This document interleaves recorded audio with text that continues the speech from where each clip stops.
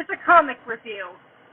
Any of the opinions, actions, or otherwise of the creator, unless otherwise stated, are not being considered when reviewing the contents of this work.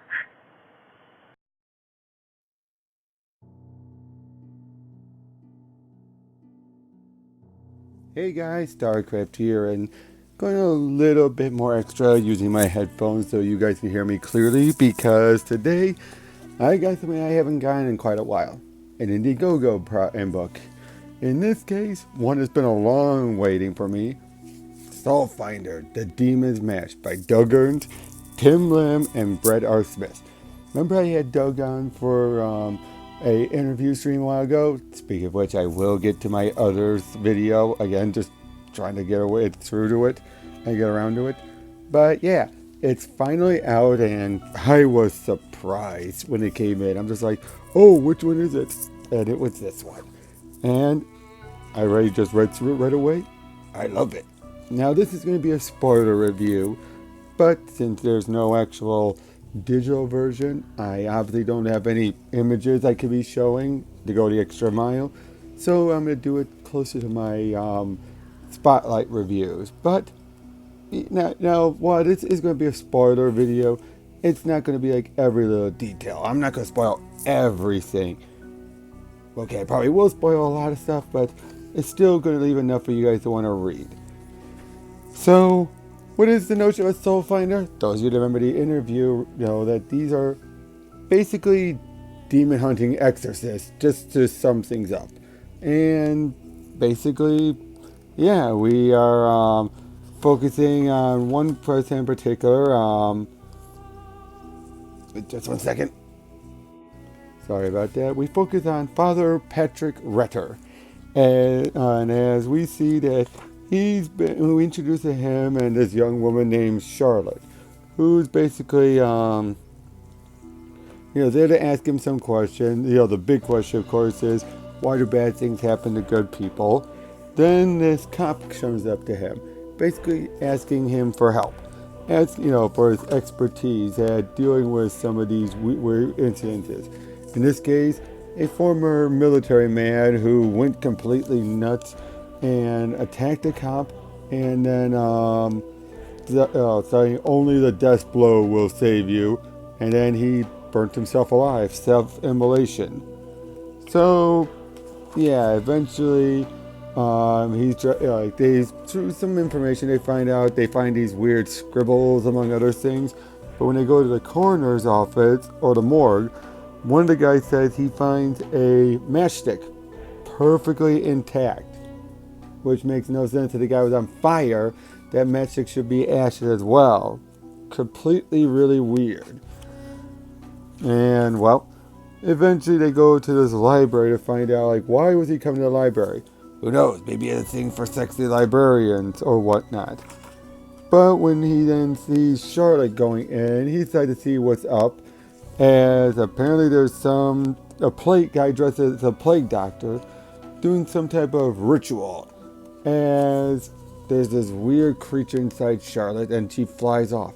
Now, of course, everyone plays it off of as he crashed a Halloween party. He knows what he saw. It was the ritual, but yeah, no one's going to believe him. Not even the cop. As now, earlier I should mention that Pat had gone to the guy who burned himself alive, his mother's, and found that he was starting to get into some very demonic stuff, including have a pack of the black matches. Well, eventually the cop lights it, and they both are knocked out, as Pat gets a vision back when he was young at his father's into a funeral for his father.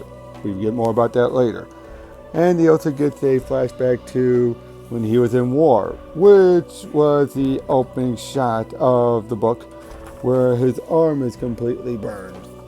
Tim Lim's artwork on this is amazing. Very different from the other stuff I've gone over. But yeah, eventually they both get up and they meet with a Reginald Crane, one of the Soulfinders, who's there to bring him aboard. As we then go about how Blackfire is a hell demon, one of the most intelligent hell demons, and he's one of the ones involved with all this. And well, eventually, doing mass, Pat gets a vision of, well, Blackfire taking on the form of his father, taunting him. As we also meet up with Pat's family, his mother and his sister. His mother is having ovarian cancer and is not doing so well. And as things go on, and he lights another match, we get another flashback with his father, who we find out was gunned down, and trying to take up to what his father was, he joined the military, hoping to eventually join the police force through that way. And yeah, basically they're able to help him out. They try to get a bit more information on everything going on. As while doing confessions, a woman attacks him and basically saying, "Deliver the death blow." He attacks her, in defense, but then she snaps out and saying, "He's gone nuts." Of course, the cops are now not believing him, and he's put in jail.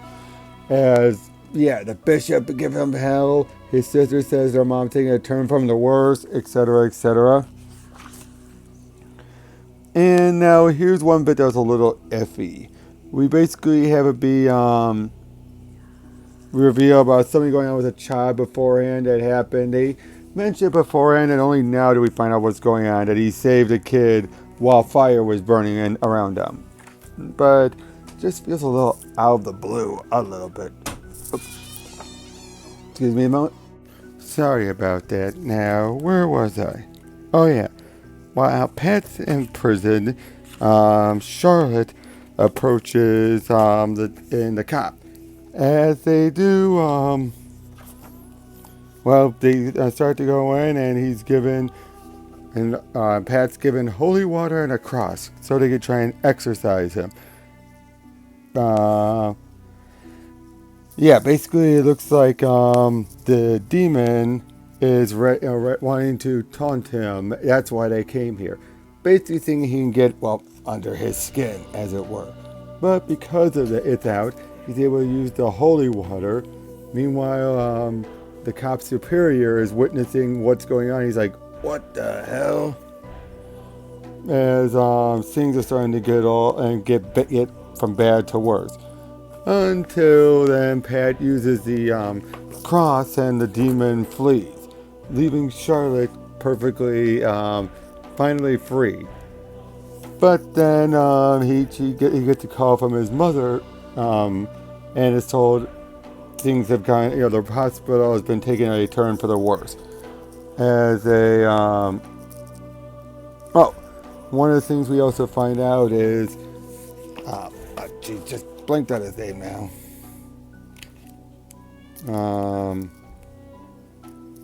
Reginald Crane looks like he has prosthetic legs. It looks like. Earlier we had a flashback of his own to his own demons. As we find out that the same demon has been haunting her subtly, basically, haunting her. Even says, we've been whispering to her for years. Your kind refers to infestation, oppression, and obsession. Yet they invite us into their homes. Don't you get it?